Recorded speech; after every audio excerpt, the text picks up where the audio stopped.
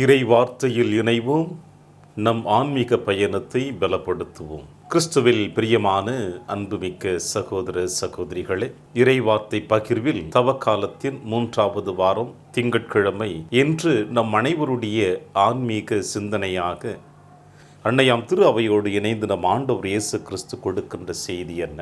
சொந்த ஊரில் இறைவாக்கினர்களுக்கு மதிப்பு இல்லை என்பதையும், மேலுமாய் சாரிபாத்தில் இருந்த கைம்பெண்ணை பற்றியும் நாமானை பற்றியும் ஆண்டவர் இயேசு கிறிஸ்து மையப்படுத்தி தன் இனத்தை சார்ந்த யூத மக்களுக்கு இயேசு அவர்களுடைய நம்பிக்கையான உதாரண வாழ்வை வெளிப்படுத்துகின்ற பொழுது அவர்கள் இயேசுவை வெளியே தள்ளி மலைக்கு இழுத்து சென்று அவரை கொல்ல முயற்சி செய்கிறார்கள் என்பதுதான் இன்றைய நற்செய்தி வாசகம். ஏன் இந்த ஒட்டுமொத்த பரிசேய இனமும் இயேசுவை கொல்ல வேண்டும்?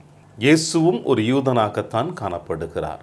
தன்னுடைய இனத்து மக்களுக்கு இறை வார்த்தையை போதிக்கிறார். ஆனால் இருவேறு போதனைகள் இந்த யூத இன மக்கள் உணர்ந்தார்கள். ஒன்று, இயேசு அல்லாத எத்தனையோ இறைவார்த்தை போதிக்கக்கூடிய போதகர்கள் மக்கள் மத்தியில் இறைவார்த்தை போதித்தார்கள். அவர்கள் போதித்த வார்த்தைகள் அனைத்தும் மக்களுக்கு மனமாற்றத்தை கொடுக்கவில்லை, அந்த நேரத்திற்கு ஒரு நிறைவை மட்டும்தான் கொடுத்தது. அவர்கள் பேசிய வார்த்தைகள், அவர்கள் செய்த செயல்பாடுகள் அனைத்தும் அந்த நேரத்திற்கு மட்டும்தான் ஒரு சிற்றின்பம் போல மக்களுக்கு ஒரு மாற்றத்தை காணப்பட்டது. ஆனால் நிரந்தரமான மனமாற்றம் அவர்களுக்கு ஏற்படவில்லை. இது யூத சமுதாயத்தை சார்ந்த எத்தனையோ போதகர்கள் போதித்த நிகழ்வு. ஆனால் இதே யூத சமுதாயத்தை சார்ந்த நம் ஆண்டவர் இயேசு கிறிஸ்து தன்னுடைய மக்களுக்கும் புற இனத்து மக்களுக்கும் போதிக்கின்ற பொழுது அவருடைய ஒவ்வொரு வார்த்தையும் அவருடைய உள்ளத்தின் ஆழத்தில் இடி விழுந்தது போல, இரு பக்கமும் கருக்கு கொண்ட வாளை போல அவருடைய உள்ளத்தின் ஆழத்தை பிளந்தது, மாற்றத்தை உருவாக்கியது. சிந்திக்க ஆரம்பித்தார்கள். தங்கள் கடந்த கால வாழ்வை அவர்கள் சிந்தித்தார்கள். எப்படிப்பட்ட தவற்றினை செய்திருக்கிறோம் என்பதை உணர்ந்தார்கள். இறைவனுடைய அன்பின் பிள்ளையாக தங்களை இணைத்து கொள்ள ஆரம்பித்தார்கள். இதில் பரிசேய கூட்டமும் ஒரு சில யூத சமுதாயத்தை சார்ந்தவர்களும் இயேசுவுக்கு எதிராக போர்க்கொடி தூக்கினார்கள். அந்த அடிப்படையில் தான் இன்றைய நற்செய்தி வாசகம் நமக்கு காணப்படுகிறது. நாங்கள் தேர்ந்தெடுக்கப்பட்ட இனம், கடவுளால் உடன்படிக்கை செய்து கொள்ளப்பட்ட இனம், எங்களுக்கு மட்டும்தான் மீட்பு உண்டு, நாங்கள் தான் கடவுளுடைய பிள்ளைகள் என்று ஆணவத்தோடும் அகங்காரத்தோடும் தலை நிமிர்ந்து நடந்து கொண்டிருந்த இப்படிப்பட்ட உள்ளங்களுக்கு ஆண்டவர் இயேசு கிறிஸ்து ஒரு சவுக்கடியாக கொடுக்கிறார். சாரிபாத்தில் இருந்த கைம்பெண்ணையும் நாமானையும் வைத்து இந்த இரண்டு நபர்களும் செய்த காரியங்கள் என்ன என்று பார்க்கின்ற பொழுது இவர்கள் இருவருமே இறைவன் மீது நம்பிக்கை வைத்தார்கள். இறைவன் வழியாக அவர்களுக்கு கொடுக்கப்பட்ட செய்தியை அவர்கள் ஏற்றுக்கொண்டார்கள். இந்த சாரிபாத்தில் இருந்த கைம்பெண்ணானவள் எலியாவினுடைய வார்த்தையை நம்பி தன்னிடம் இருக்கின்ற உணவுப் பொருட்களை அவள் பகிர்ந்து கொடுக்க ஆரம்பித்து விட்டாள். அடுத்த வேளைக்கு உணவு இல்லை என்பது அவளுக்கு தெரிந்தும் இறைவாக்கினர் எலியா சொல்லுகின்ற வார்த்தையை நம்பி அவள் கொடுத்தாள். அவள் இயேசு வழியாக யூத சமுதாயத்தில் உயர்த்தி வைத்து அழகு பார்க்கப்படுகிறாள். நாமான் எலிசா சொல்லுகின்ற வார்த்தையை நம்பி தன்னை முழுவதுமாக ஆண்டவர் கரத்தில் அர்ப்பணித்து தன் நோயிலிருந்து குணம் பெறுகிறார்.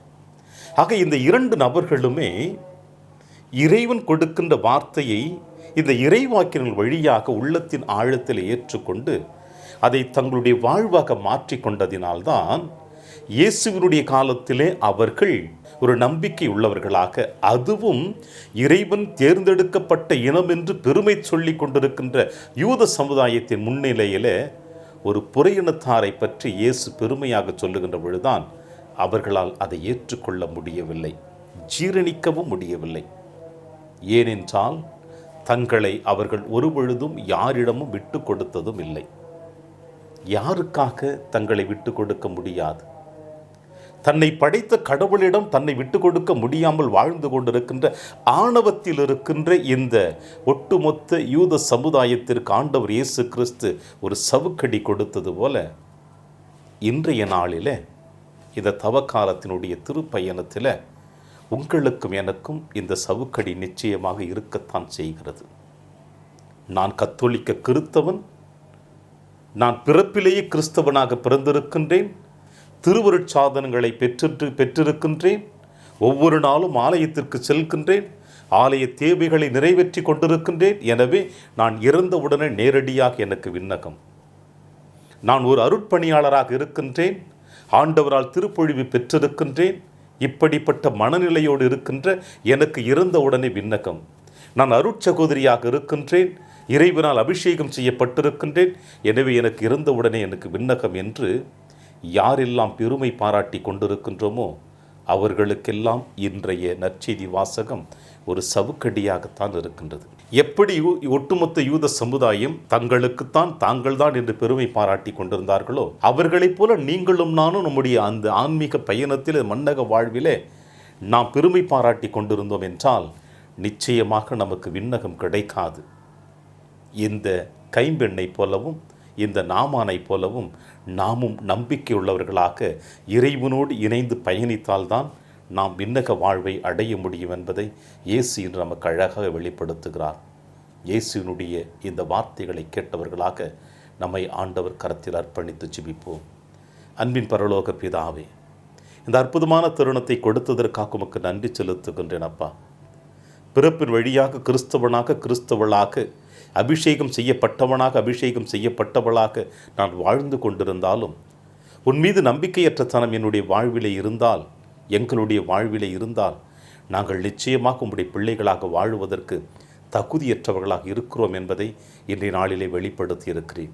இந்த சாரிபாத்தில் இருந்த கைம்பெண்ணும் இந்த நாமானும் எப்படி இறைவாக்கினுடைய வார்த்தைகளை ஏற்று அதை முழுவதுமாக தங்கள் வாழ்வாக மாற்றி கொண்டார்களோ அதுபோல நாங்களும் எங்களுடைய அன்றாட வாழ்விலே வேத வசனத்தை வாசிக்கின்ற பொழுதும் அதை உள்வாங்குகின்ற பொழுதும் உம்முடைய பிள்ளைகளாக வாழுகின்ற பொழுதுதான் நாங்கள் என்றும் நிறைவுள்ளவர்களாக உம்முடைய மகளாக வாழ முடியும் என்பதை உணர்ந்து உம் கரத்தில் எங்களை அர்ப்பணிக்கின்றோம். எங்களை ஆசீர்வதியும் தகப்பனே. ஆமென்.